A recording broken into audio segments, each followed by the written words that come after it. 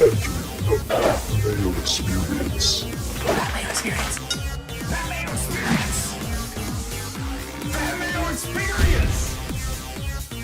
Experience. Welcome to the Pat Mayo Experience, presented by DraftKings. It's time to smash the like, sub to the channel, and don't forget to subscribe to the CUST Corner exclusive audio feed on Apple and Spotify and Stitcher. You can find all of those audio-wise down in the description. Catch up on all the classic CUST Corners as we continue to drop new episodes on there from the past. We're up to CUST Corner 20 right now. We should have the next 10 within the next 3 months or so. So this is CUST Corner 35. CUST Corner, it's CUST Corner. CUST Corner, it's CUST Corner. He's got the hottest takes with the highest stakes. He should be president of the United States, but it's CUST Corner, it's CUST Corner. CUST Corner,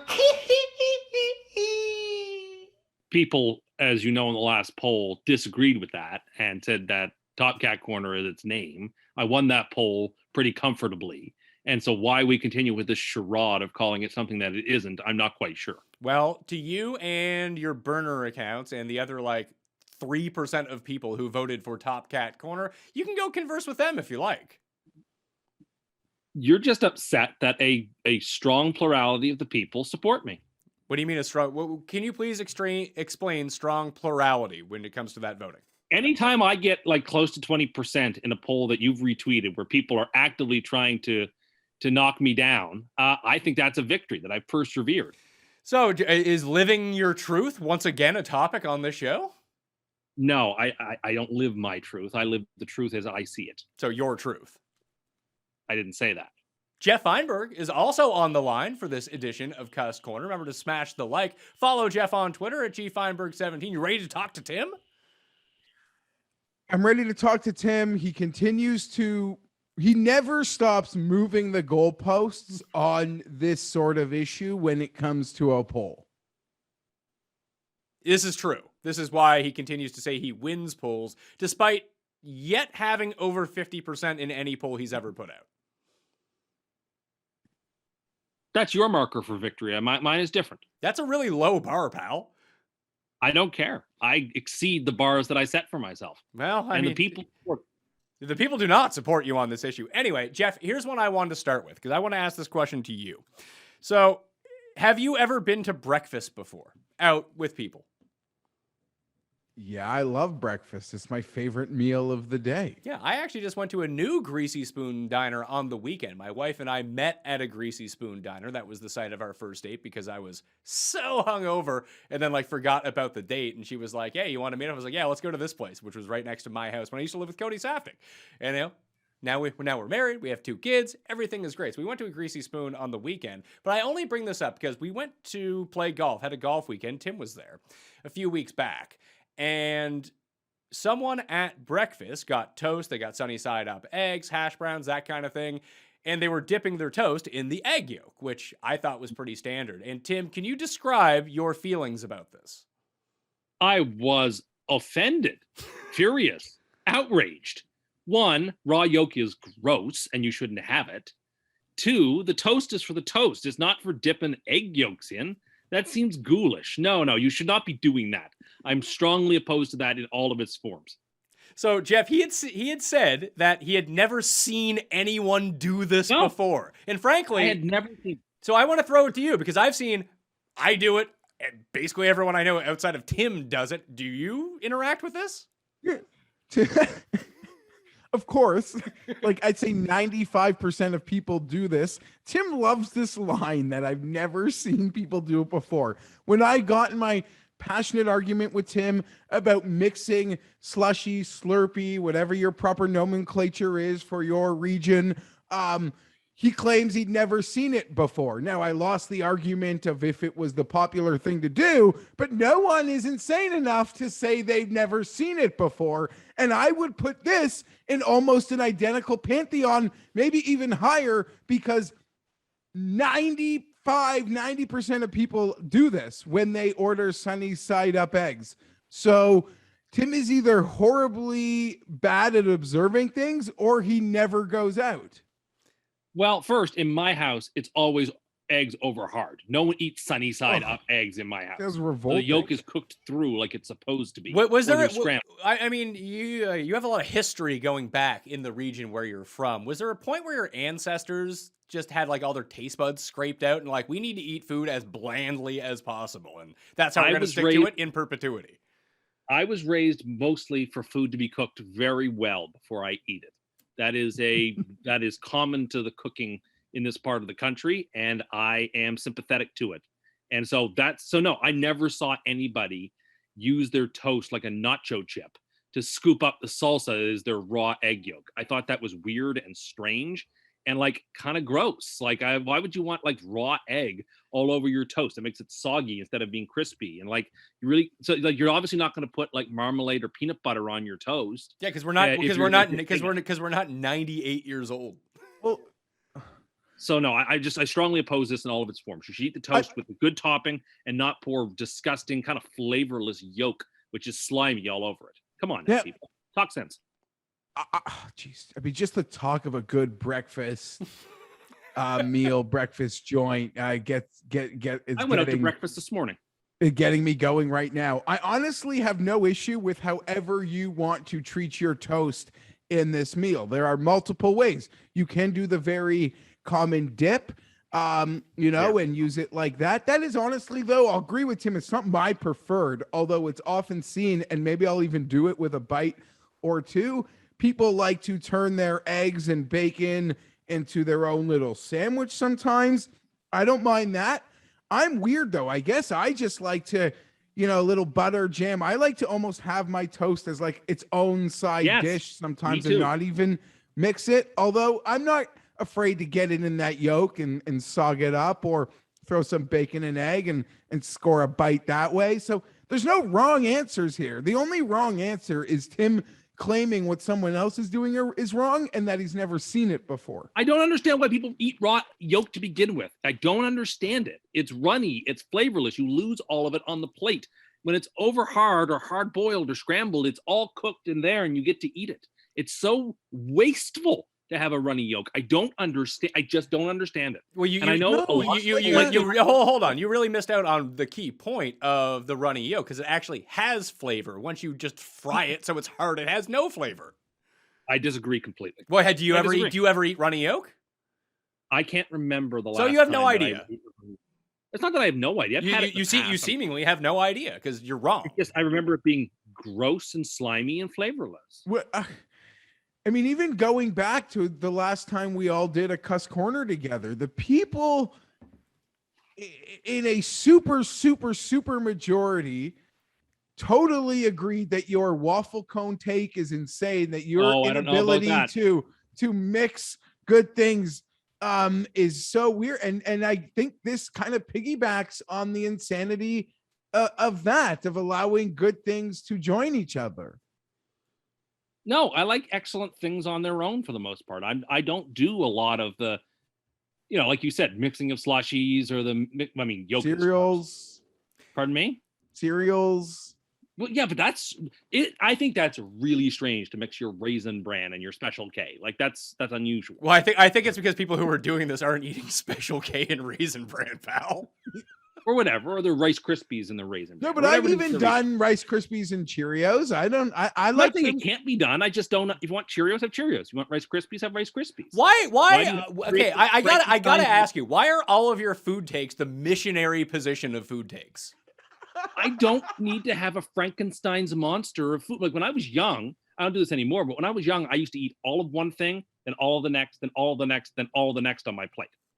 The thing I liked least on the plate up to the thing I liked most on the plate. So I eat all the green beans, then all the carrots, and then all the potatoes, and then all the meat. And I don't do that anymore. But every now and then I slip back into that habit. I had to break myself of that habit. So I just UFC card. I don't even like it when my food touches on the plate, to be honest with you, if I can avoid it. Sometimes you can avoid it, but I don't like even my food touching. The only like thing... my children, you need one of those plates that have like the little dividers in them. Yes, that would be great. Hold on. Hungry Men are great. Yeah, is that why you like Hungry Man dinner? It's a definite point in its favors that all the foods are in their separate little compartments and nothing mixes and matches in ways that I don't want my cobbler to have any gravy on it. Oh boy. See, there are certain things that I don't want mixing, but there are certain things that, like, no, man, the mix is part of the jam. Like, let's go. Yeah, the only thing I can like actively think about where I don't like it mixing, because I don't like coleslaw.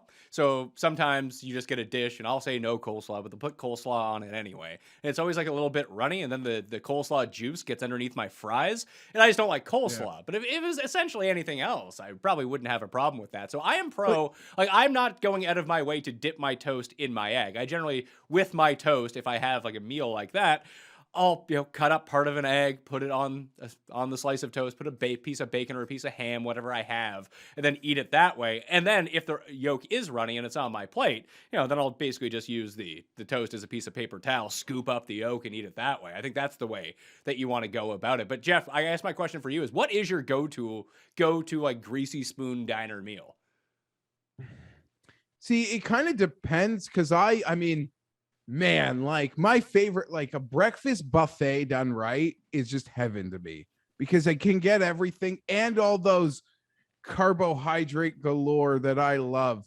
Like my wife makes great French toast, pancakes, waffles, so I love all that. But so I get a lot of that at home. And sometimes when I go out, maybe it's just the eggs and bacon. I don't know. I do it all. I love it all. Breakfast is my favorite meal. It's my favorite meal. I could go to IHOP at dinner anytime, like that sort of thing. In Canada, I think we call those like golden griddles. But nonetheless, I even as a kid, my mom we would have like breakfast for dinner days, and it would be like French toast or pancakes, and I freaking loved it. I loved it. I am kind of out on, and it's weird because I mean I don't mind. I'm not an advocate of chain restaurants like Tim is, but I find for breakfast I would prefer to find the hole in the wall like 2-person running it diner over an IHOP or like these places that you're talking about. Because I think a part of the breakfast experience is sort of the wait staff being there with you. Like everyone's kind of hungover in the entire place. They're just bringing coffee around the entire time. The service at those places is at a higher quality on a personalized level.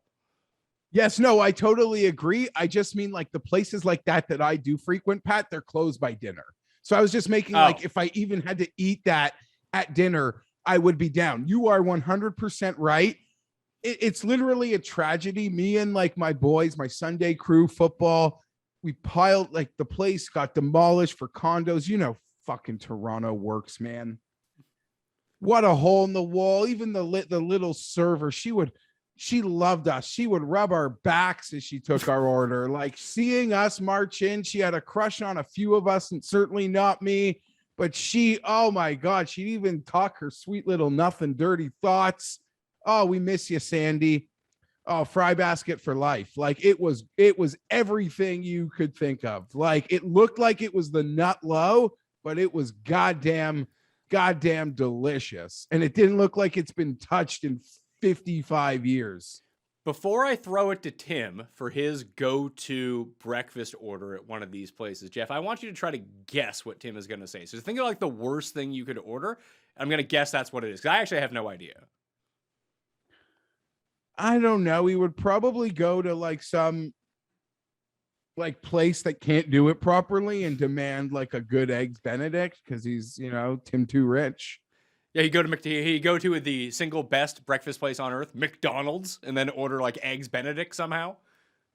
Yeah, I guess his favorite breakfast is just McDonald's during Monopoly season. Look, I mean, the best breakfast I can get outside is a couple of EMMs and or McDonald's pancakes. Yes, I mean, I'll admit that's what I would go to if I had a choice. Like if I were on death row and could only have breakfast as my final meal, I'd want a couple of egg McMuffins or McDonald's hotcakes. Yeah, that is true. And you think McDonald's is the best pancakes in the world, right? I don't think there's any better. I mean, there are some that were as good. I don't think there's any better. Now, but if I were to go to a breakfast place, I go for the sweeter stuff. I like French toast done up. I like waffles done up. I like hotcakes done up. Because I can make bacon and eggs and toast and home fries for the most part at home. And those are good too. Don't get me wrong. You cannot make those. Yes, I can, but it's the fancier sort of sweeter stuff that I go for, or like really high class oatmeal or muesli. I love that too. High class oatmeal. Do you have a grapefruit with you, and you bring your custom grapefruit spoon with you? I wish. Grapefruit is a great breakfast too, but you don't really get that at many Greasy Spoons. But yeah, like steel cut oats are amazing if they're done right with the right nuts and fruits and whatever, and you can sort of pour on the syrup or molasses to your heart's content. It's delicious. It's just, I'm in a weird place now because you made a comment that sort of always makes me come back with a rebuttal, but I feel like it's one of the meaner things I ever say to you, Tim. So I don't know that I want to say it, but I feel like I'm backed into a corner. Every time you claim that McDonald's pancakes are the best you've ever had, I feel no one who's ever loved you has made you pancakes. Like mom and my grandmothers could make good pancakes, but I grew up every Sunday morning just about having those hotcakes and sausage after church, and I just have a profound affinity for them, and I will not be shaken from it. Can I add on to this to say, Tim, I had Chinese food last night. Nice. And I would work a bite to get the noodles, the chicken, the beef, and some rice, I'm working to get it into one bite.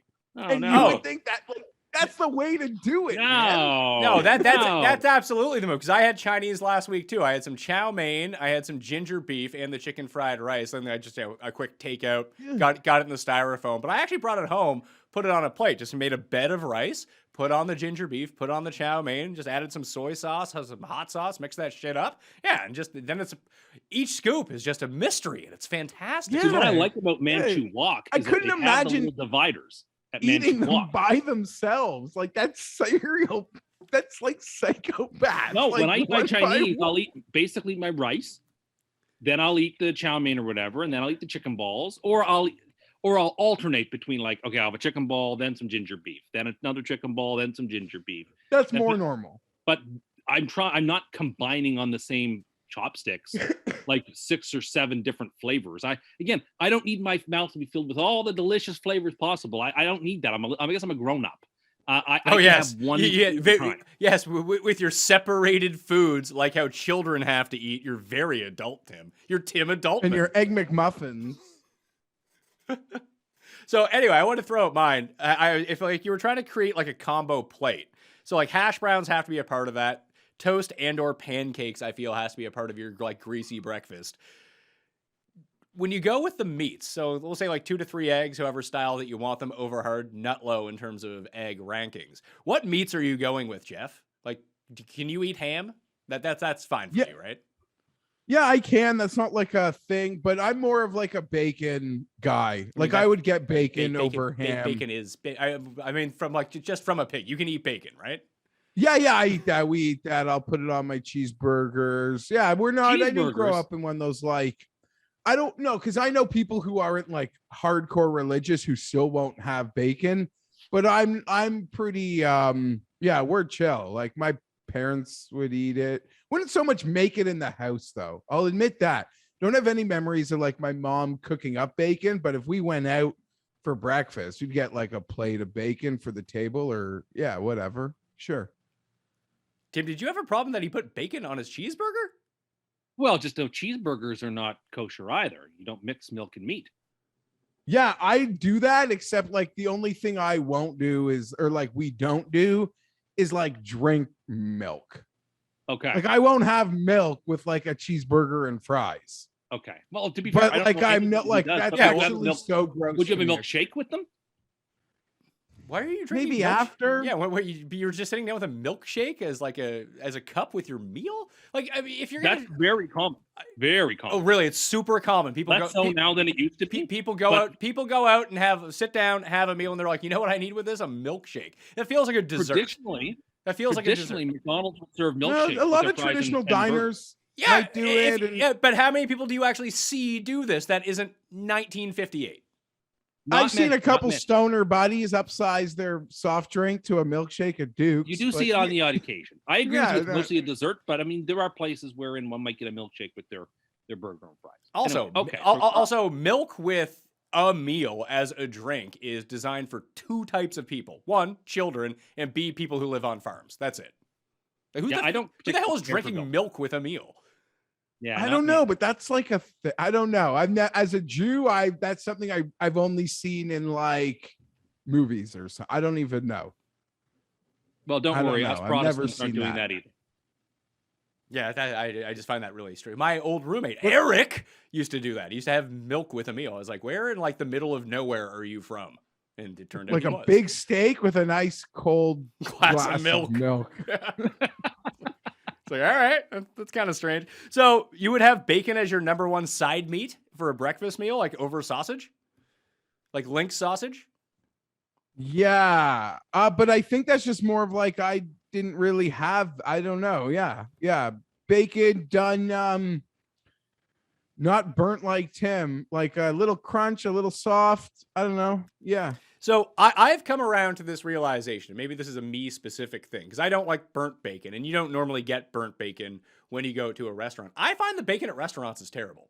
Like if I was going to eat bacon, I would actually want to cook it at my house because I can get it to. Like I like it to be not like super soggy, but I also don't like it like crispy at the same time. I like that in between. It just feels like, although they don't have you ever made bacon in the microwave before and it's like just horrible? It's like spongy and rubbery. That's how it kind of always tastes at restaurants. So I instead opt for pea-meal bacon whenever possible. I think Americans call it Canadian bacon, which is weird because Canadians don't call it that. I prefer that or like the slice of ham over the bacon at a Greasy Spoon diner. I would prefer the bacon at my house if I was going to cook it, but going out, I think those would be my two preferences. I'm going with the sausages, the little breakfast sausages. I think those are delicious. And I never make those at home and never get those at home. So that to me is a going out for breakfast side meal or meat, sorry. So I'm going with the little breakfast sausages. There's a place in St. Lawrence Market here in Toronto that like makes like a world famous like pea-meal bacon sandwich, and it's top notch. My father-in-law, whenever my father-in-law would visit, that would be like the first thing he would do. Or my wife would go down to St. Lawrence Market, get one for him to have it waiting for when he showed up. Yeah, that's the move. I never grew up eating much Canadian bacon, so like it's fine, but I don't love it. It's like the Egg McMuffins with the slice of ham on them. Like they're the worst of the three. Yeah, but you didn't grow up eating it, which means you probably haven't had it in 25 years. No, I've had it on the odd occasion at a breakfast buffet or going out. Like I'm not opposed to it. I just don't have any affinity for it. It's like that's fine. I certainly wouldn't reject it. But I'd want to put something on that to give it a little bit of flavor. I don't find the rest flavorful. If we lost like that great breakfast, but like I think Chinese food buffets are kind of like nut low. A lot of buffets can be nut low, but like at a good place that's putting on a breakfast buffet, oh my god, that might be my favorite meal in the world. If there's an omelet station, that's key. All of it, everything. When I say breakfast buffet, I mean the works. There's even that little cart with pastries like croissants and powdered donut. Wherever I could just die a carbohydrate death at my favorite at a breakfast buffet. The one at Caesars, it might be the best in the world or the best I've ever experienced. I liked the Luxor in Vegas when I went to a buffet. The Luxor was the best. How many buffets did you go to in Vegas? 3. So it was the Luxor, the what and what? It was Luxor first. It was where we stayed, the Mirage second, and it was Caesars third. And I loved them all. And I wasn't against any of them. And I thought they were fantastic. And the Mirage had the best coffee I ever drank in my entire life. It was like it was like the coffee that I think that Quentin Tarantino's character is drinking in Pulp Fiction. It's so good. That's how good it was. Okay. What topic do you have next, Tim? I don't want to, because we have some rankings that we probably need to get to. But do you have any standalone topics? Yeah, I have one standalone. Well, I have more than one, but I have a good standalone talk before we get into some ranks for the people. I was at the store, the grocery store on Friday, and I noticed that at the store, all the Halloween candy was out already. And I don't understand in August why there is like a complete aisle now set up with Halloween candy. Nobody on earth is buying their candy for trick-or-treaters in the middle of August. Done. Can I throw a flag on this right away? Go ahead. So here's the thing. Maybe it's not people stocking up on the candy for trick-or-treating. maybe it is a marketing ploy by the candy company to package all these mini candies together in a spot that is just very noticeable inside of a supermarket, and then people will just buy them and eat them anyway.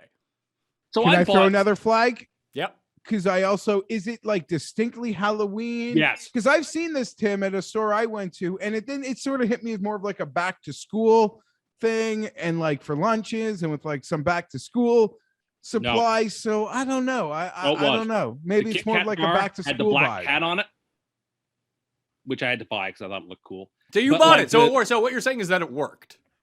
Okay, but like then there was also like the Smarties were called Scaries again, and like the Tombstones for the Reese's peanut butter things were out, plus all the boxes of the assorted bars and the molasses kisses. Like it was all out, and I was like, why is it like who's buying a box of 120 chocolate bars You. for treaters in August? I don't get the like how many people are doing it? Yeah, but that don't you there's enough just, people- why are you complaining instead of seeing it as a chance to get discounted raisins? Like, well, they're not discounted yet. It's too early for discounts. No, but I But mean I- the ball. Yeah. Why is it out yet? Why? I don't understand. I'm obviously these people know their market share and understand that people are buying it, but who is buying a box of 30 bags of cheesies in the middle of August for Halloween? I'm sorry, I don't understand it. Don't most people buy their Halloween candy the week before Halloween for people? Well, if that's the only time that you can go out and get it. I mean, the idea to this would be some people are like, oh, I'll stock up right now. Then they'll eat it all. Then they'll have to go buy more. That would be the reasoning behind it. And Well, little bags of cheesies, they're good for your kids' lunch at school. I don't know. I still think there's like a back to school connection in this, and the little snack size, lunch size treats. Yeah, they probably just didn't want to have to rebrand everything. They had everything ready to go for Halloween. They're like, wow, we could just save a bunch of money and just continue to brand it Halloween. Who cares? Because most people are sane and aren't like triggered by this. And Tim's Oh, I only wasn't triggered upset by that that. he's got to stare at this stuff till November 1st or October 31st at 9 p.m. before it goes on sale, where he'll actually, although he's already buying it, he just said. So there. I bought one bar because it had a cat on it, and I thought it was cool. What the fuck? I did. It was a Kit Kat bar with a black cat, and I was like, oh, it's even got the Halloween thing on it. That's cool. To hell with it. It's just one little bar. I'll pick it up. And how'd you eat it? Like a normal person, I just took bites out of it. And it was no different than the other Kit Kat. It really was just, I only bought it for the marketing. So I guess I am the mark. I am the person who saw that and went, oh, I should have that, and bought it. So I guess, And I then fell you into ran the to trap. hear about it. but I just don't understand who's buying the big boxes of stuff. It just seems everyone sees them this time of year, like laughs, goes, ha ha ha, it's out already. And who are the people stocking up? I just don't get it. Fat people? Well, okay, but I mean, I just obviously people Okay, are so this buying it. time you bought one bar.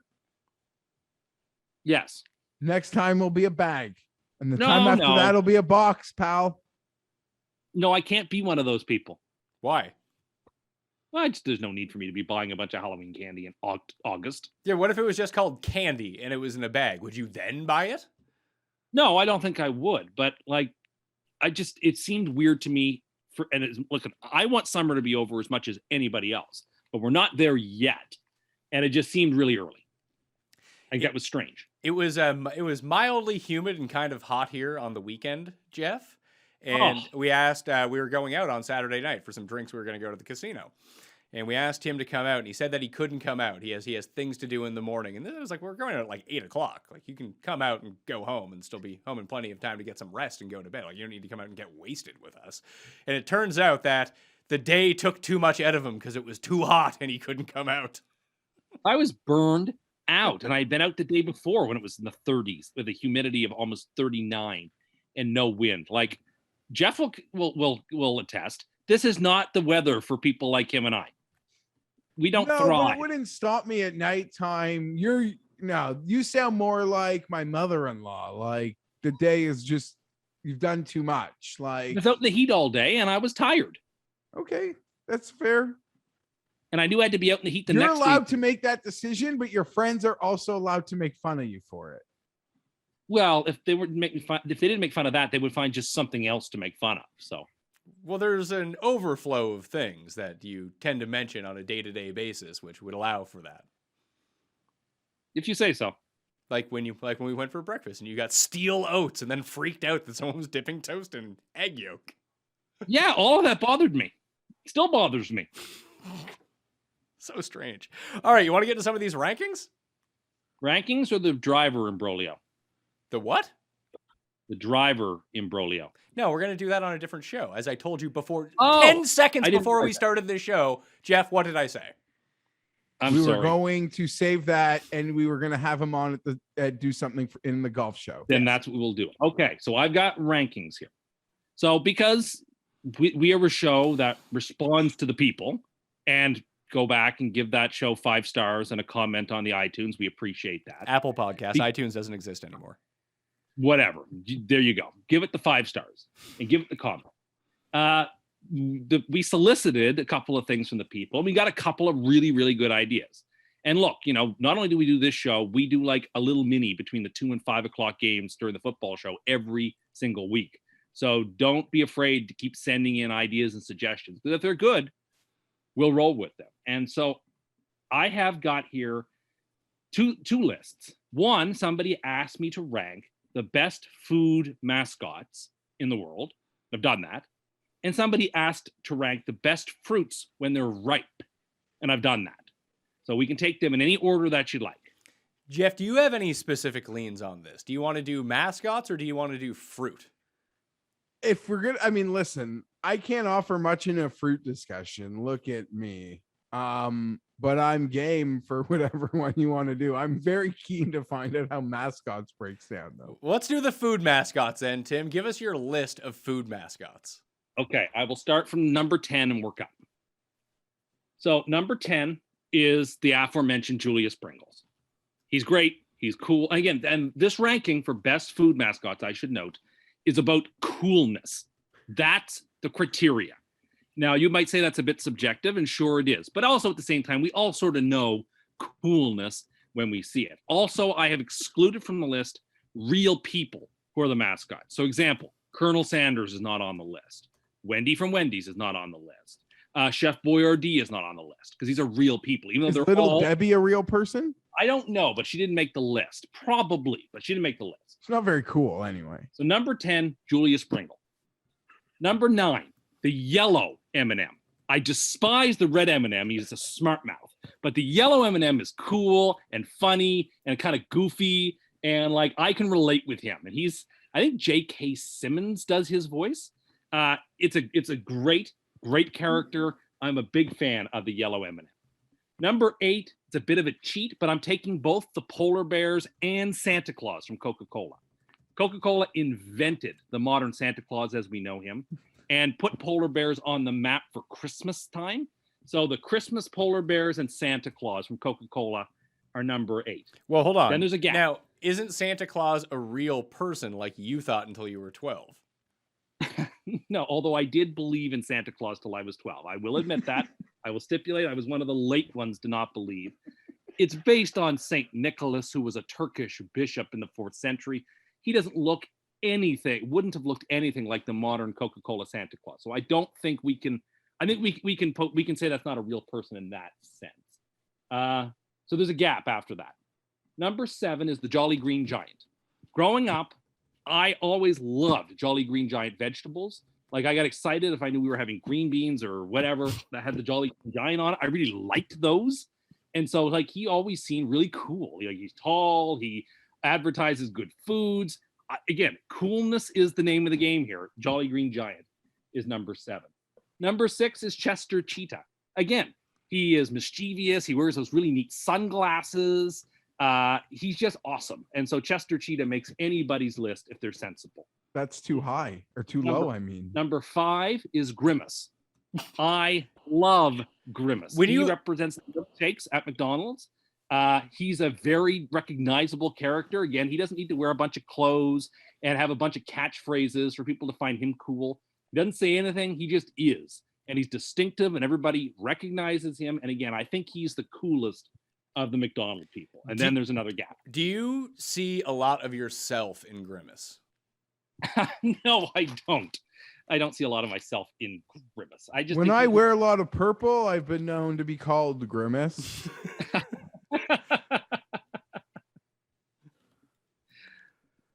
Fair enough. Next, Captain Crunch. I love Captain Crunch. I love the hat that he wears. I love the outfit that he has on. It's a very distinctive cereal wear. I love Captain Crunch. And so he's the next. What does distinctive cereal wear mean? Like when you walk by on the cereal aisle, there's a couple of people who are noticeable, like Count Chocula or the Trix Buddy, but Captain Crunch stands out. It's a big red box. You see him with his big blue hat on. He's just like, you can tell that he's captaining a vessel that you can trust. I like Captain Crunch. Number 3 is Tony the Tiger. Tony the Tiger is great, as are Frosted Flakes. Big fan of Tony the Tiger. Number 2, and I think this will be my most controversial one, but I believe this in my heart. Number 2 is the Helping Hand. Now, that's the character from Hamburger Helper. He's the little white glove that smiles and waves at you on the Hamburger Helper box. I don't know how many times if I've mentioned on this show, but Hamburger Helper is one of my all-time favorite meals. Oh, God. All time. I grew up. But every time I have Hamburger Helper, I feel like I'm a 9-year-old at my grandmother's place watching TV on a Saturday evening. I just connect Hamburger Helper with warm memories. It's delicious. It's fantastic. Now, I bet you if you looked on the side of the box, that Hamburger Helper probably isn't the world's healthiest food. I would have to stipulate that. But the cheesiness and the noodles and the hamburger, and you've got this really, really cool, and I mean this, like a cool little glove waving hello at you on the box who's helping you make dinner. I just love the Helping Hand. So he's number 2. I never have had that one time. I asked my mom for it, and she looked like there was no effing way. Oh, it's great, Jeff. Make that stuff. You should pick it up sometime and make it. It is fantastic. It is like fantastic. It is pretty disgusting after you learn how to actually cook ground beef. I love it. Love it, love it, love it, love it, love it. And then number 1, and who could debate this? The most cool character in all of food characters is Mr. Peanut. He's dead. That's what we're saying. He's back now. As you notice, he's still on all the... I mean, and the thing is, he's so cool that most people know Mr. Peanut. They don't even know that he works for Planters. They just know him as Mr. Peanut, right? Like, I bet you there's a ton of people. I mean, he's one of the most recognizable characters in the world, but how many people know that he works for Planters as the company? A lot fewer. That's just how cool he is, that he transcends the brand itself. And he's the epitome of coolness with his top hat and his stick and his monocle. He is everything that coolness could be, I think. And so, Mr. Peanut, you're number 1. So the official list that you have from 1 down to 10, Mr. Peanut, the Helping Hand from Hamburger Helper, Tony the Tiger, Captain Crunch, Grimace, your doppelganger, Chester Cheetah, Jolly Green Giant, the Polar Bear and Santa Claus from Coke, the yellow M&M, but not that smart mouth red M&M, according to you, and the Pringles guy, Julius Pringle. So there's some pretty glaring omissions from this list, I think, Jeff. Who's DFL? Who's the worst? Because you always put that in. The absolute worst, without a question in my mind, is the Trix Rabbit. I despise that rabbit. Why? Because he is just a troublemaker. And, like, Trix are also not good either. But they're for kids, and you eat like a kid. They should be, like, your favorite thing in the world. So I think Trix is totally the worst mascot. Or Ronald McDonald. He's the other one. I do not like Ronald McDonald whatsoever. You afraid of clowns? You didn't have Toucan Sam? He's okay. Nothing the Lucky Charms? Again, fine, but Snap, Crackle, or Pop? I once dressed up as Snap for Halloween. Many. Whichever one is the chef. I dressed up as him. Maybe they're all chefs. Maybe I don't know which one I was. I have to say I have one clear objection. Go ahead. To this list. Chester Cheeto is clearly like a T3 mascot if it's on the basis of cool, man. He's the coolest. Listen, he's incredibly He's so cool. much cooler than Mr. Peanut. Oh, he no. might have Let's less not say things that aren't class. true. He might have less class, but he's way cooler. He was skipping school. This Tony the Tiger, that's way too much good guy culture. Okay? Do your best. Bah.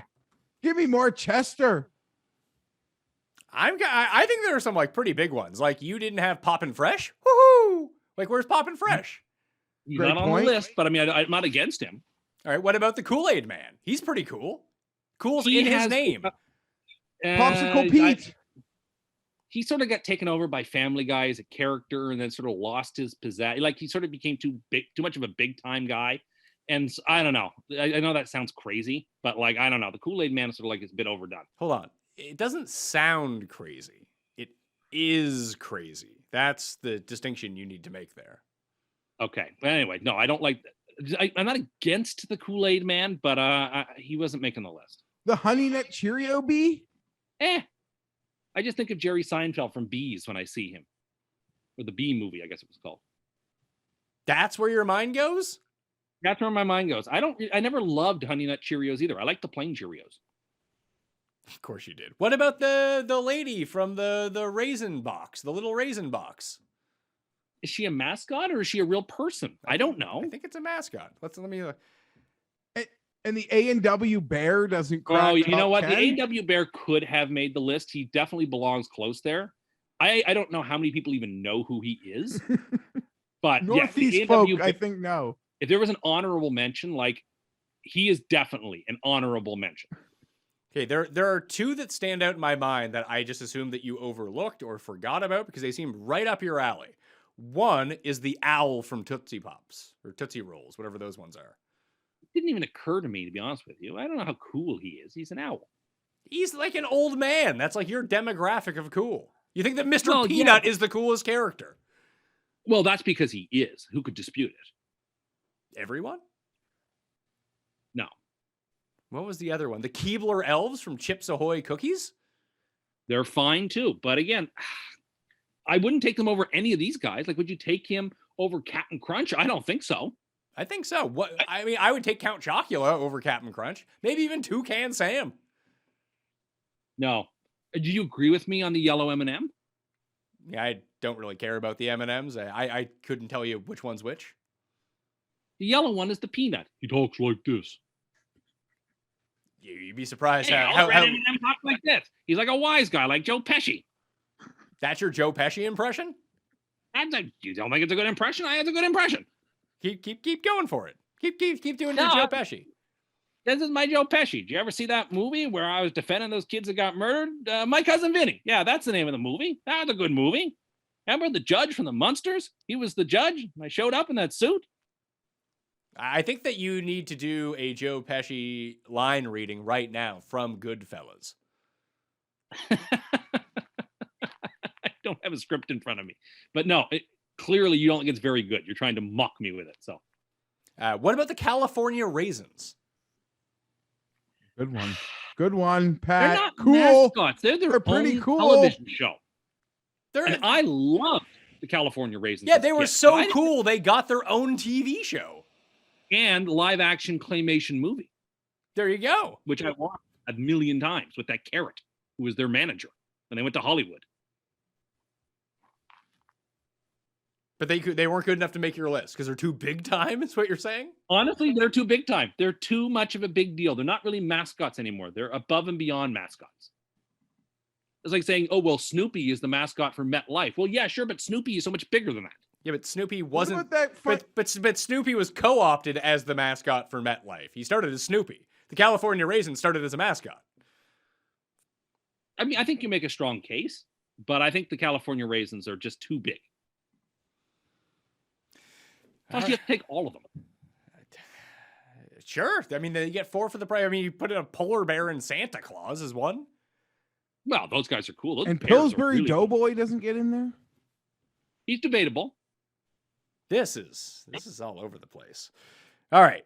I had one for you because this has come up because of, a lot of people, Geoff, if you haven't realized, are working from home these days. And whether or not they're going back to the office is kind of up for debate. Some companies are saying, yeah, you don't need to come back in, or you come back in once a week. But Tim, did you know that a lot of people now working from home, because there is not a lot of people, but there are people out here doing this, that instead of working really hard at their job, they're doing the absolute minimum at their virtual job, but also getting a second job and doing that also pretty mediocre. So they're just working 8 hours a day, but they're doing 2 jobs in, baseline amount of work that you can do, but making double their income. Smart move or bad move? Well, I mean, depends what you mean by smart. Like, is it economically smart? I suppose. Is it ethical? No. Why not? You're doing 2 jobs. But if you're not really giving your all to one of your jobs, but instead sort of doing nothing with both, I don't know. It just that strikes me the wrong way. What you should do well. But they're doing it well enough not to get fired. I guess. I mean, I feel like there's not a lot of integrity in that, but economically it works out for you. So I mean, I'm not going to stand here and cast judgment. I'm going to say I could not do that, and I wouldn't be comfortable with doing that. But to each his own. What do you think, Geoff? I think that's a move that if I worked a job I didn't really like all that much, I would definitely do this. Yeah, of course. It all goes to that. If you feel like you're being overworked and underpaid by a boss who's an asshole, which could probably be the majority of people, I don't know. I have no idea. You're at home. So your side hustle, you have your job and you have this side hustle that you have more access. You have more access to. If you're like, I don't know, making something and selling it from home, you could be doing the packaging while you're like on a call with the boss. I have no idea. So I don't really see anything wrong with it. If you want to have extreme career advancement in your main job, maybe that would be different. But I think that's all relative. I think someone doing this should be aware of how observant their boss is. Maybe they have sort of programs like keeping up on the output now that you're away, or if you just meet your overall output, like who gives a shit? So overall, I'm in favor of being able to use that time better with your side hustle while still getting your work done. And if you feel like you want to give that boss the bare minimum, then whatever. What if you were the boss, Geoff? How would you feel? I would try to hiring people's hard. And that's why the boss is like, I got to fire this person because he's doing a little less. Like, then I got to train someone. I got to find someone. So as the employee, you're putting your boss in an awkward spot, but you also know, you really got to screw up for your boss to probably fire you because logistically it's not that easy to replace you. Although, granted, we're all pretty effing replaceable, I assume. But well, you know what I mean. Well, I mean, it comes down to that. Plus, it costs a lot of money to hire a new person. But the whole gist behind it would be that the boss would actually never know. You do the minimums that you have to do, and it looks like you're just doing the regular work that you do. Like, Tim, out of an 8-hour day, how much would you say you really work? Are you like Peter Gibbons and like, in the course of a week, I might put in 15 minutes of actual true work? No, I work. I work the time that I'm supposed to work because I think that's the right thing to do. But that's me. I'm not telling anybody else what they need to be doing. But I live by the golden rule: do unto others as you would have them do unto you. If I had an employee, I'd want them to be working for the hours for which they were being remunerated. Therefore, I work for the hours that I'm being remunerated. That's how I feel. But everybody is different. And I said I'm not going to cast judgment. I'm just saying from my own position how I would act. As someone who does a lot of hiring and that kind of thing, I am just very pro people getting the job done. That's why I don't pay per hour. I pay per job. And go ahead. You are also probably in a position now where you are benefiting from their ability to be home and do a side gig. Oh, 100%. Like you're the guy coming in on the other end, taking advantage of the person giving them that bi-weekly resource that lets them pay a mortgage, let's just say, or hypothetically. So you're taking advantage of the new climate by being able to get skilled people who would never have the time maybe to do that work for you, but they're now home all day and you can compensate them at a number they think is fair and put off their main job to do work for you. So you're the benefactor in all of this, I assume. Oh, 100%. That's most definitely the case. And that's why I can pay per job. It's like, hey, if you can do this in an hour, do it in an hour. If it takes you 3 hours, it's still the same pay. Just get it done and get it done properly. But I think that's the whole thing. If you're still doing one of your jobs to the minimum standard and no one notices that you're not, like, quote unquote, doing your job. Because there's a lot of people that if they work an 8-hour shift, they can actually get everything done in an hour and a half. And like when you're at the office, you just sit there doing nothing, chatting, distracting people, that whole deal, just to make it look like you're working. Like, remember we used to work at Fantasy and people used to have to stick around till like 5? It's like, no, like you'd be done at like 2:30. Like you would actually be done work at 2:30, but then you just had to stay around for another 2.5 hours. Like that's ludicrous. Yeah, no, that's ridiculous. And then imagine how much work you get done, Pat, if you don't want to work 2 days to go golfing. Like, do you know what I mean? Like how much work you could, like, I'm just going to get tomorrow's work done and it doesn't take you like tomorrow's worth of time to get that work done. Again, to piggyback on what I just said, you know this probably more than anybody firsthand because you are having conversations with people as you are discussing with them their ability to do something for you, and they probably even make a joke with you. Yeah, like my boss doesn't even know I'm doing this, or ha ha ha. Yeah, whatever. I will clearly state that none of the employees of Mayo Media Network have ever said that to me whatsoever.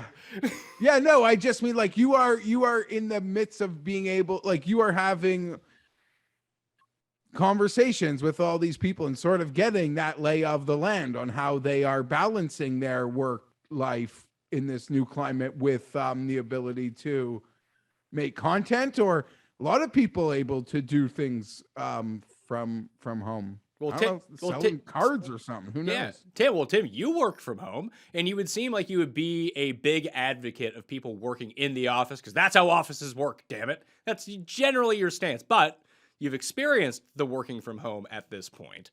So, are you pro working from home, or do you think that people should go back to offices? I'm pro a hybrid approach where you're in the office a couple of days a week and you work from home a couple of days a week where it's feasible. There are unquestionably benefits both to one's work and to one's socialization to have some interaction with people in group settings such as work. So to remove that completely from a person and just sort of further risk isolation for people, I don't think is right. But forcing people to be in the office 5 days a week too, when their presence isn't really required 5 days a week, and the facilities and the capabilities are there now to facilitate some work from home, I think a hybrid model is 100% the way of the future for most businesses. I think very, very, very few businesses will ever be full-time work from home. That's sort of asinine. But forcing people to be in when they don't need to be in, like when their physical presence isn't actually required 5 days a week, I think that those days are sort of, the pandemic has sort of put those to the sword as well. So that's my opinion as to where this is going. And I say that's good. Go ahead, Geoff. I mean, I totally agree with Tim. I think I look forward to seeing how some of these bigger companies do this, and we'll hear hybrid success stories that could be copycatted from big and small companies alike. If I owned a company, I still think, as much as you want all your great employees and you hope to keep the ones around, and you can see via technology who's probably working, who's not, who's meeting their outputs, what have you, I don't think you can put a price on face-to-face accountability. A lot of times people like to send uncomfortable answers or questions in text instead of face-to-face.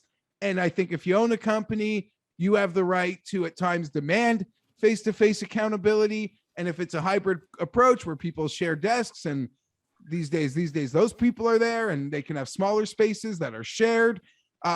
And even if it's just getting the gang together for lunch, as silly as that is, I don't think in that setting you can remove, in a corporate setting, certain face-to-face accountability. I don't think you can lose that. I don't think that's beneficial. I agree, because I actually hate working from home. It's one of my least favorite things. And now I've been doing it for like 4 straight months, because even when the pandemic was down, like we still had our office, and our office was so small in the job that we worked in, we could still go into our studio every single day. And maybe that's very specific to my job. And maybe an office job is a little bit different, that I feel like I have to go into a mode when I'm here recording, versus like I can write at home, no problem. Like I have to do up an article, do some research, that's fine. I can go into the other room and go do that, or I can just sit on the couch and with my laptop on me, watch TV and do it at the same time. But when it comes to filming something, even editing stuff, because I found that my editing duties have, I could have done more editing, put it that way, over the last 2.5 months to catch up on stuff, to bank some stuff, but I just never really have the drive to do it while I'm at home. When I'm at the office, I feel like, oh, I'm here to work, and I'm going to put it in. A lot like what Tim said, like, if you're working for 8 hours, you're going to work for all those 8 hours. I don't have sort of a definite amount of time that I have to work. But if I'm at work, then I'm going to be working, because what would be the point of being there? I can just go home at that point. So I think that there is a distinction between, and I think it's just all going to come down to personalities. That's why I think that you have to have sort of what Tim proposed, like the hybrid type thing, where there are certain things that I do think you need to do in person. Like building, like sales is really the weird one for me, because I don't do sales. And most of the, well, I do ad sales for this show and the network, but most of that is just purely through email. Like Geoff, you kind of go out and about and, you know, deal with customers, that kind of thing, potential buyers. Like building those relationships is really key. Like I know a few people who are in sales that the only reason that they got the, you know, jobs that they did, or they bring in the sales, because they went and wined and dined people out at a fucking strip club, that kind of thing. Like you can't do that over Zoom. Yeah, and I don't know. I know people who are like in serious level, like sales and ad buys, and their whole life, you know, like Wednesday through like Thursday, Friday is pretty much dinner and drinks, and gets to go to so many games, you know, in nice luxury suites, all about sales. So I don't know how that sort of thing is going to change. I know a lot of it gets done on the golf course as well with this person, but yeah, I'm not totally sure. There are a lot of things that do need that face-to-face approach, or in some ways, that salesman who's wine and dining you might not be selling you the best stuff, but he's nice face-to-face, and you get some more data-driven information that shows, no, I don't really need to be wined and dined, and that product wasn't working for me anyway. I don't really have a clue how sales are going to work, Pat. I will say that, granted, I don't think spending like an hour or 2.5 hours each way commuting, or total time commuting, is healthy. But I do think there's a tremendous value, and you could love your family to the moon and your kids, like, it's not even like not liking the dynamic at home. I think you got to be able to get out of the house. Like, to be home all day, I don't think that's healthy for anybody. I could be wrong. I think if people have permanently worked from home for a long time, well before COVID, I'm sure they have little strategies for maybe changing things up, or like daily walks. I don't know. I going, like, the melancholy that would create, I don't think would be healthy for me personally. No, I mean, look, people are also by their nature social creatures, by and large, right? Aristotle would have called it zoon politikon. Man is a political animal, he said. And he's right, not in the sense of like party politics, right? But in the sense of like, we get along with people and we negotiate, we make deals, and we converse. And the meaning of that, our life, our telos, as he would have called it, the meaning of our life is sort of teased out through good actions done all the time around people. And completely to isolate oneself, which was what full-time work from home would do, I think would have a profoundly negative effect on society as a whole. There are some people for whom the full-time work from home life works, has worked before the pandemic, will work after. Different people are called to different things. But there are some vocations, or some avocations, for which full-time work from home, even if it's possible, isn't desirable. That there is something to be said about the being able to bounce a question off a colleague and then have them immediately be able to bounce one back off of you, not doing it through email or Teams or Skype. That is just profitable for the soul. And so I think that we're going to have some form of in-person work to stay in 95% of circumstances, but not full-time anymore. That may have changed forever. And like I said, maybe that's for the good. Well, we played golf with someone the other day who was mentioning that they had students that were coming in, and that being a student apprentice or working an internship at like a larger corporation, this one was in the field of engineering, that like it's useless if they can't come into the office and actually ask questions, because you have no idea what they're doing, and they don't know how to reach out and problem solve and that sort of thing. They're not actually learning anything by working from home in terms of being a student or being an intern. So it sucks for those guys. And the biggest loser in that is sort of that go-getter, right? Like, I guess in some ways, like like that guy that loves kiss and bait, or like walk in the office, always schmoozing up to the boss. Like, that guy must be hating himself in COVID, right? Like, always wants to drop by the boss's office to say hi, all that sort of stuff. Like, get recognized. It's harder for that young employee to get recognized in this climate.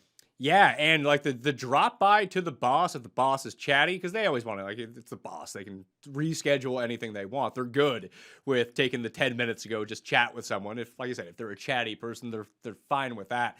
But getting like the only way to do that now is to send like follow-up emails to stuff. And no one likes the follow-up email person. Like the too many no one. email person, the worst person on earth. Exactly. So yeah. It's hard. I don't know how you make a name. I guess you're just got to kill it with output instead of I don't know. That sucks. Or the days of personality-driven old school, employee. or the days of networking perhaps are over for a while, and something new will have to replace networking in the traditional sense. And we're ready for that. Well, a lot of the networking had just moved online anyway, whether it not be in person, whether it's through like shit sites like LinkedIn. Jeff, do you have a LinkedIn profile? Because I do. No. I never update it, and like LinkedIn just seems like the worst place on earth, like worse than Facebook. It is awful. It's awful, and it's also completely artificial, and it's mediated through the internet in a way that basically isn't networking anymore. Yeah, but that's no different than like a networking event, though. It's just a bunch of people lying about what they do. Which I always hated. I hate networking events. I think that, there's a ton of BS being thrown around, and people trying to make themselves, a lot of puffery, trying to make oneself seem more important or meaningful than they are. And I don't enjoy those types of circumstances. I like genuine LinkedIn networking. is You meet somebody. embarrassing. I'm lucky. I guess I never needed it. If it's worked for you and it's made an advancement for you, I guess congratulations. But it is like I don't know. It's a pathetic scene as far as I'm concerned. So and maybe I'm just so blessed that it's just I don't need to be in that space. But that's just my take on it. Fair or not. I think that it depends on what it is. So, like, trade shows and conventions for things in your like specific industry, I think are fun because they're quote unquote networking events. But Yes, it's usually just agreed. like it's just usually like a party. And people are just getting hammered. You figure out like, hey, which guys are kind of like me. Then you just meet people through that, maybe from other companies, and then maybe they can get you a job later on. Like, I understand that part. Like when I go to the FSTA for fantasy, it's just a bunch of people who create content. Some of the higher ups in terms of people who do the hiring, like everyone kind of gets to know each other. I found that has worked out really well, both for me and I think the people who go to that event that they find it's fun. Like, I mean, going to like the speeches. I mean, I don't go to them, but like people go and watch like the panels and shit like that. I'm just sleeping in my room. I'm not really there for that. I'm just kind of there to drink and hang out with people. But I've also been on the other side of like, I went to a young broadcasters networking event in Toronto one time, and it couldn't have been more awful, Jeff. It seems pretty cringe. Like, yeah, I can. Yeah, it was more like, hey, people had like, it was not like pre-digital, but pre-everything being digital. So people had like demo CDs that they were bringing out and like handing people demo CDs and business cards. I was like, oh boy, like I'm never going to look at these ever. But maybe people do. Maybe that just wasn't my vibe, but those things seem like they can go away forever. I got no comment on that. Tim, have you been to a networking event? On more than one occasion, and like a wallflower, I didn't participate at all. I stood on the wall, had a drink, looked at my watch, and thought, when can I get out of here? I hate this. All right, let's go to something fun to get out of here. I asked him, and I made one too, Jeff. I have it's sort of a master list. What do you think that the best sitcom of the 90s was? With the parameters being that only the episodes that aired in the 90s would be it. So something like Cheers, well, it ran in the 90s. I think it only ran for one season in the 90s. So it wouldn't be, it's eligible for the list, but it's only one season of Cheers. Whereas something like Futurama started in 1999, but only had the 1 year of Futurama episodes. And I'm considering animated sitcoms as a part of this as well. But that's more like the 2000s in terms of sitcoms. So that would be the parameters that I would put in place for this. Do you have like a top 5 that just comes to your mind right away? Yes, but I wouldn't know exactly like the dating on it. Like, is Married with Children strictly in the 90s, or did that start in like 89 or something? It splits. It splits, but I would say that's a majority 90s show, I think, from the runtime. Yeah, like that has to be in it for me. Geez. Well, okay, Tim, do you have your list? Because I think that there's a pretty clear Yes. top 3, depending on how, and one of them I have a distinctively top 3. So I have a distinctive top 3 as well, but it doesn't feature one that everyone would probably have at number 1. So one that I would have, I would have that at DFL. I think the one you're thinking of that you don't have, I would have a DFL. I don't think that it's DFL. I think that's unfair. I just think that it's not my jam. I think it's watchable. Okay, well let's play our cards on the table here and say that can Friends I say what might be DFL. number 1 then? Friends is DFL. Friends is isn't the worst show of the 90s, Tim. It's not. It's just about the worst because it was so popular and it was so awful, and I despised it. Friends is terrible. Save your time. Don't ever watch it. There is a difference. There is a difference between something being awful and something being overrated.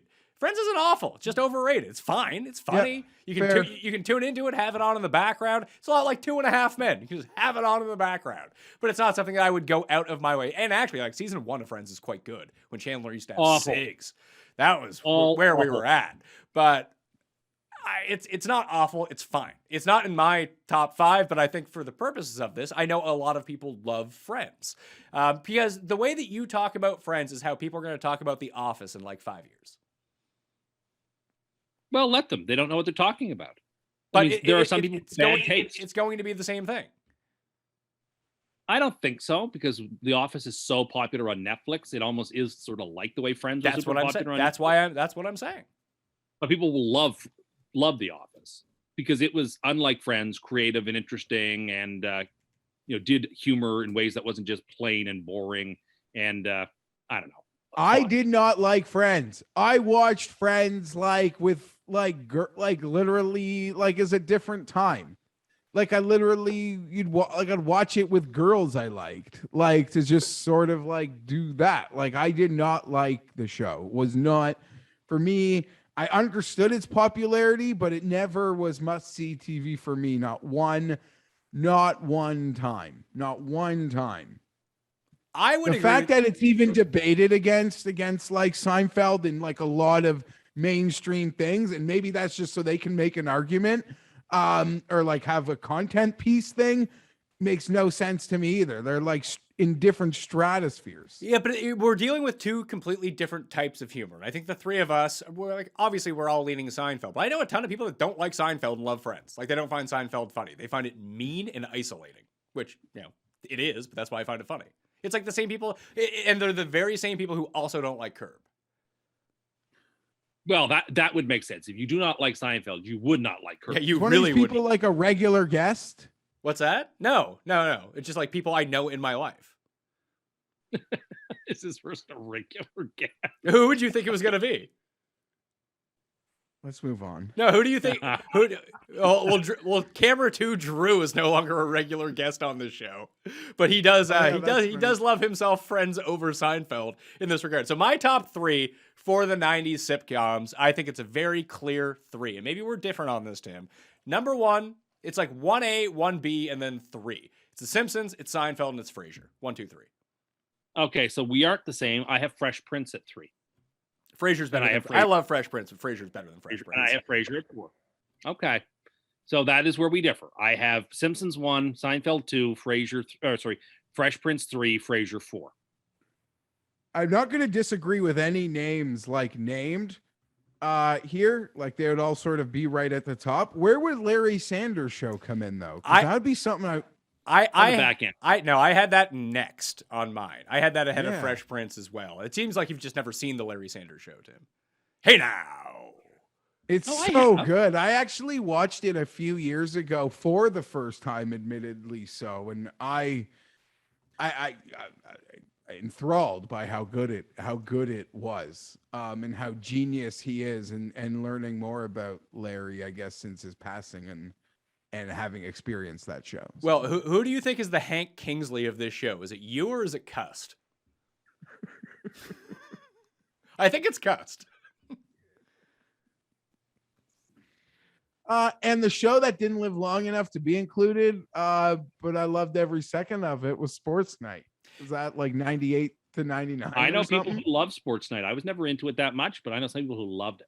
I think Sports Night is entirely watchable, but the way that it aired on ABC makes no sense. Like, it has a laugh track for the first season, and it's very clearly a show that's not filmed in front of a studio audience, and the Sorkin beats don't lend themselves all that well. Like, there was a really good idea in that show, and he was writing that show he wrote every episode of that show, and he wrote every episode of The West Wing for the first 2 seasons too. I don't know how you write that much TV by yourself. Like, that's absolutely insane. And I feel like there was a great And the kernel. West Wing gets much better when he stops writing, incidentally. I mean, the vast majority of people would disagree with that statement. Mostly bad the whole way through anyway. And there's a show I watched every episode of. Like Jeff watching Friends a lot and hating it. I watched nearly every single episode of The West Wing and hated every minute of it. Okay. Not a 90s sitcom, so we're not going to be talking about that right now. But Sports Night, it had a great idea and a great premise. It wasn't like, when I think like sitcom, is it really a sitcom, Jeff? I guess it might not in the end classify as a sitcom. Yeah. So I think it, like, their intentions were for it to be like they had a laugh track on it, as you said. Like, that's a sitcom. Yeah, but it was also from like the network standpoint. From the network standpoint. But it was like half serious a lot of the time too. So I think that one's sort of like, I had it written down. It's like sort of in limbo. The other ones to consider here. So I had, as a part of like the tier 2, I had Larry Sanders Show. I had Friends in that mix, Fresh Prince, King of the Hill, South Park. I love News Radio and Third Rock from the Sun. I might be alone in that. I also love Spin City, which is a part of that. But the one I wanted to talk about, because I feel like, Tim, you're all in on this show, and this is what I thought was going to be in your top 3. Where's Roseanne? No, I'm not all in on Roseanne. I never loved that show. Sorry, it's not even on my list. Really? The shows that I love that people wouldn't probably have is the Drew Carey Show or Golden Girls or Family Matters. Well, hold on. These are shows hold on. Quick question for you. Did you ever have a beat to Mimi from Drew Carey Show?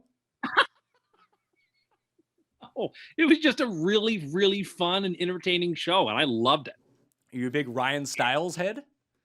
Not so much. I just thought Drew Carey was really, really, really funny, and just like the character. Anyway, I loved the show. Loved it. Watched it when it was on TV every I think it was on Wednesdays. Every time it was on. Other than that, I've got the classic ones. Like I have Ren and Stimpy too, which I don't know whether you have them, but they're on my list. I had Beavis and Butthead and Ren and Stimpy in its own like little category. I haven't watched Ren and Stimpy because it ended up coming back. I haven't watched it like in 15 years. They're trying to kill me, man. And that's sort of the Ren and Stimpy is sort of like our relationship. I'm quite a Ren when it comes down to it. Just very angry. And I'm definitely Stimson J Cat. You are, but Family Matters. Big in like that's right. Imagine how angry you would be if my cousin, who is just like me, showed up and he did all the things that I did, like Stimpy's cousin did, that made Ren absolutely lose his mind. Yeah, that's my favorite episode. I mean, is when Stimpy's cousin comes to visit. Yeah, that was the one where Ren wasn't supposed to whiz on the electric fence, and then he did whiz on the electric fence. That wasn't good at all. So being around Stimpy twice. So I mean, Jeff brought up Married with Children. Tim, I feel like you're big on The Nanny. You're probably a big Fran Drescher. Just love having a beat to that laugh on a loop is probably where you're up to. But I hated that show. But shows like The Nanny is actually not terrible. But Family Matters, Full House, Boy Meets World, like those are kids shows. Like adults shouldn't like those shows. Saved by the Bell. But I liked them because I was a kid when I watched them. Well, this is it, right? But we're making a list for now. Like, Again, I wouldn't put like step by step on the list, but I loved that show. Like, put it this way: 12-year-old me wasn't gonna have Frasier on my list, but adult me loves Frasier. Well, that's fine. I totally get that. I love. Does Coach count? Yeah, Coach is on this list if you want it to be. Coach was a gem, bro. Coach was a gem. Totally loved Coach. The reason that King of the Hill didn't make it is because too many of their best episodes are post 99. So you got 3 seasons. The first 3 seasons of King of the Hill would be in the 90s. Yes, but there's so many great episodes like from 2000 onward that I just couldn't include it. Same with South Park. So many of their great episodes. It starts in 98, like it's 2000 onwards. So I those two would both be on a list of 2000s sitcoms, for sure, but I cannot ascribe them into the 90s. Can I say, I had a sister 2 years older than me, and if there was a 90s sitcom that was appointment viewing, and maybe you'd put this in the category of Full House, it probably is Tim, or Pat, Tim Allen. Home Improvement. Oh, sure. Table for One, Al Borland. There's a whole bunch of the ones from the 90s. You have like Home Improvement. I'd throw Everyone Loves Raymond. Oh, that wasn't a good one. I used to have that down. Now I don't have it. Everyone Loves Raymond. That started in 96. Like, those just feel like there's nothing. Mad About You. Yeah, or Mad About Shoe. Grace Under Fire. Murphy Brown. Like, there's a bunch of. Murphy Brown. Like, there's a bunch of them that just, I don't know. Maybe they were just outside of my wheelhouse that I just never got into. And I never went back and rewatched either. Yeah, Blossom. You're like, Blossom's a kid show. Well, like, I know you're big because you're a big Jenna Elfman fan. You're big on Dharma and Greg. no. When I grew up, I used to watch. I guess it's a 96. It's a British one called Keeping Up Appearances. I've never. That was very okay. Well, if you haven't seen it, it's a British. It's a British sitcom from the early to mid 90s. It is hilarious if you like British humor, and if you don't, well, then you're not going to find it funny. But if you're like me and you find sort of like wry British humor funny, Keeping Up Appearances is fantastic.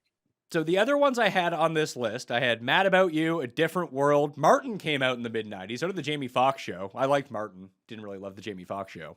But what are the other ones? That 70s show started in 1998. Ellen. The End of Night Court. Family Guy started in 1999. The End of the Cosby Show. Saved by the Bell. Dream On. Dream On was like the primo source for trying to find tits on TV when I was like 12. Like late at night, Dream On would come on HBO. It's like, oh, I wonder if there's tits in this episode. That'd be great. But you mentioned Third Rock from the Sun. I loved Third Rock from the Sun. I love Third Rock from the Sun too. I don't know if we're in the majority on that one though. You mentioned it. The reason I love it so much, it was syndicated and I saw it every single day for like 4 years. It was on TV all the time. I was a big fan of shows you all mentioned briefly. Drew Carey, Spin City. I like that. I don't know whether they were on back-to-back on like a channel I watched from like 5 to 6 p.m. as a kid, but in syndication. But those were two that I did enjoy. So what was the David Spade one? What's that? What was the David Spade one in the 90s? Just Shoot Me. That was News Radio. Just Shoot Me. That's what it is. Just Shoot Me. No, News Radio is with Dave Foley. I love News Radio. And Phil Hartman. And they replaced him with John Lovitz after he died. Joe Rogan's on that show too, weirdly enough. And yes, he is. The girl from ER, Maura Tierney. She's it has Stephen Root. That's a great show. People should go back and I feel like that was just an underwatched show that no one has seen. Hold on, is Just Shoot Me the one in like a fashion magazine or something? Exactly. I like that one. Yeah, I did like that Just Shoot Me was good. What else do I have? I have the Critic on here because I love the Critic. But another very unpopular show at the time. That's why I got canceled so quickly. Mr. Bean is also, does that count as a sitcom? Sure. If it's British, count it. I think so. That ran from 90 to 95. Wings is on this list that I have. Strangers with Candy, the first season was 1999. That only ran 3 seasons. And I think the first season is the best season of Strangers with Candy. King of Queens started in 98, which is, I mean, that's just like King of Queens is just the low rent version of Everyone Loves Raymond.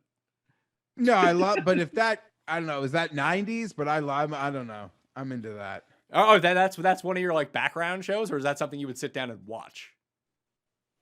I'm not King of Queens, and there was another stupid show. Yes, Dear. Yes, Dear. Me and Tim have had this conversation. Well, see, Jeff and I also love network television. So, like, these are all shows that were on. If you had it on network TV, I was watching. Yeah, but but if you watch Yes Dear or you watch King of Queens, I guarantee you watch them on syndication on TBS. Yeah, exactly. Yeah, for sure. Maybe. I mean, I just feel like November Sweeps is made for someone like me because I will watch whatever you put on your network. Yeah, but were you really staying up to watch November Sweeps when you were 12 years old on a Thursday night? No, you saw all these shows in syndication. I think that's for the most part true.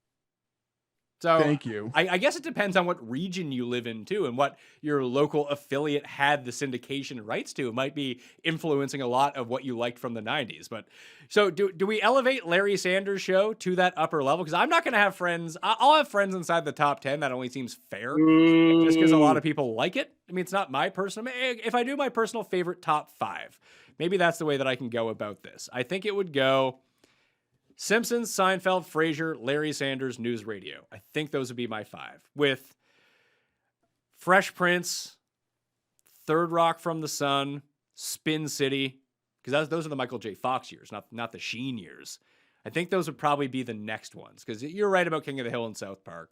I think they do their best work in the 2000s, not the 90s. Yeah, I mean, I agree with many of those, but I mean, I wouldn't. I have a few others on there. Like I would have Golden Girls and Drew Carey and Ren and Stimpy in there, where you have other ones. When was the last time you saw Ren and Stimpy?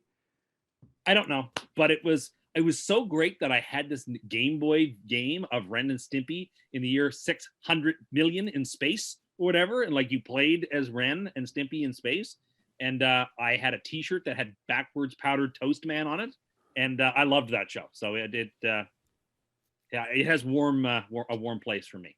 Settle down, Bobby's World. Bobby's no, he's fucking. What was the Louis Anderson one?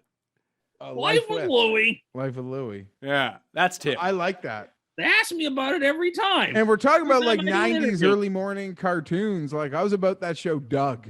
Oh, you're big on Doug? The single best cartoon besides like Recess? No, I was gonna say the mid 90s Spider-Man cartoon that was on like Fox Kids was excellent. So was the X-Men one cartoon, but the single best one is the Tick of early morning cartoons. It's not even close. Yeah, no, these are different like genre of I kids pretty cartoons, much only but watched the Looney Tunes when I was young in the morning, so I didn't watch a lot of those shows. Golden Girls only had 2 seasons in the 90s, Tim, by the way. Is that true? Yeah, I thought that was like a true 90s show. No, it started in 1985. I did not realize that. And then there's Maud. I guess I have to take it off the list. And then there's Maud. Jeff and I low-key enjoy the same terrible popular network TV show. No, I don't enjoy Golden Girls or Maud. I just know the show, and I know Golden Girls because my grandmother yelled at me. My grandmother didn't know how to work the remote at our house, because she had like a TV from like the bygone era. Well, like in our house, I guess we had a TV like that wasn't 100 years old. And this was in like the Golden Girls day. And she would scream at me to put it on, and I would trick her like not putting it on. And those are my Golden Girls memories, getting yelled at. And those are nice memories now, I guess. I think I finally thought of something for people to put in the comment section. Rank your top 5 90s comedies in the comment section. I want to see how off we are from everyone and see how many people have friends at number 1, because I know that people out there are going to have that. But it's not that you and Jeff love the same crappy network shows, is that from this time period, there are only network TV shows, Tim. I suppose that's true. Like Larry Sanders and Dream On are the only 2 cable ones of these. I guess Ren and Stimpy and Beavis and Butthead. I guess Nickelodeon and MTV were cable at the time, but we could watch them. I will say, I got to admit though, my favorite 90s TV memories are probably Saturday mornings being left alone at home. My mom and sister are out, and I'm watching that NBC Kids lineup of like Saved by the Bell and California Dreaming and all those fun little stupid shows. CITY, you can't see why. These guys are city guys, bone and streetwise. And then we take that right into like gladiators and WWE superstars, WWF superstars. That's my jam. That is my jam. You weren't a TGIF type of guy. No, I was. That was the night before, but I'm talking Saturday mornings right now. All right. TGIF with Family Matters, The Full House, the Step by Step, bro. Yeah, that's all. That's lifer stuff. Oh, you hold on. You weren't all in on Sister? Sister. I'm just part of that era. My age, my like time. That's just what it was. I fit right into that lane. So give me the top 5 for you now that you've taken Golden Girls out, Tim. Top 5 would be Simpsons, Seinfeld, Fresh Prince, Frasier, Ren and Stimpy. Let's go that way. So Jeff, Yes Dear number 1. I don't even know if that came out in the 90s. for you. No. I'm with you guys. It's very similar in Seinfeld, Simpsons, Frasier, Fresh Prince, Larry Sanders. Like, if I'm not just my favorites, but ones that are like the best, I think that hold up, those would be the 5 that I would like take with me, I guess, to show another generation. Yeah, that's actually a good way to frame this. What shows would you show your kids from this era? Those 5 for sure. Yeah. Interesting. Yeah. I'm not making my kids watch Yes, Dear. You're not. Like, we need to binge Yes, Dear right now. But I'm going to be making so many Simpsons references that they might as well get the source material.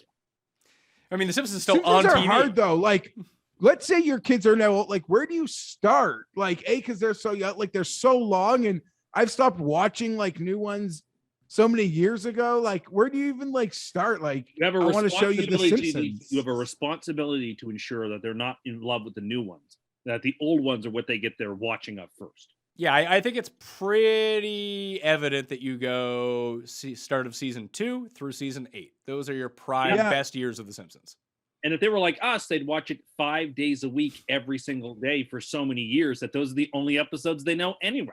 Do you know, I'll never, like, literally CBC, our like Canadian broadcaster, would play it at like 5 o'clock, and right before it, like from every, like from a Suhanna Marchand to an Ian Hannah Mansing, like CBC News update that would lead right into the goddamn Simpsons, and I wouldn't miss it a day. For us, it was Family Matters at 4:30, Simpsons at 5, Fresh Prince at 5:30. Well, that that 5:30 slot got switched a bunch of times over the years. So it was Simpsons, Fresh Prince for a while. Later on, like 15 years later, it was Simpsons, Arrested Development, which I still continue. That is true. And but I think even at some point in my childhood, they made it like Simpsons. No, we never had that in our local affiliate, but no, the golden era to me was Family Matters, Simpsons, Fresh Prince. That to me is the golden era of CBC supper time television, and I watched it every day for like 10 Well, you years. had supper at 4 o'clock, but I'm talking more like after school, a little 8 to 5. cereal or waiting for 8 to 5. Last one that we didn't bring up because I feel like this one is very close to Tim's heart. Tim, where is dinosaurs on your list? I used to love dinosaurs. It feels like a don't kick the baby type show. Isn't it a sitcom? Like, can't you call it a sitcom? They aired it at night. They literally tried to give it like it's a sitcom, right? The last episode was so sad. And I remember watching it as a little kid and being so like morose about the way that ended. And like asking like what happened to them. And Dad's like, well, they all died. Like the Big Bang happened. Well, no, not the Big Bang. The comet had hit, and then it was snow time because the father on the dinosaurs didn't do a good enough job monitoring the comet, and so it's like winter. And the last scene is them in their house, and the father is, and that show is just a ripoff of Family Matters, straight. No, up. that show is a straight up ripoff of The Simpsons, Tim. That's exactly what it is. Okay, I always thought it was Family Matters. No, and essentially, Family Guy became the animated version of that show. Matters?